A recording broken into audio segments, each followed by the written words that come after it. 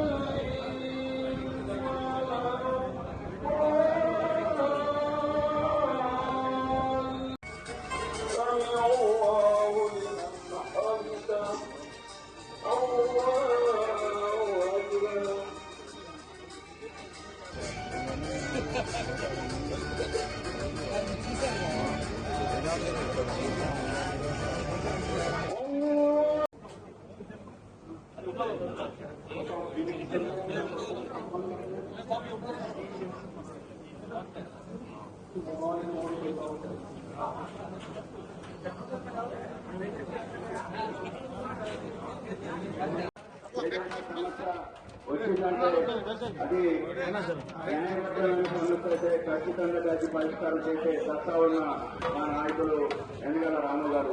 ఎంతో కాలం నుంచి వెంటబడిన ఈ మసీదులు కూడా కమిటీ విషయంలో కూడా అనేక సమస్యలు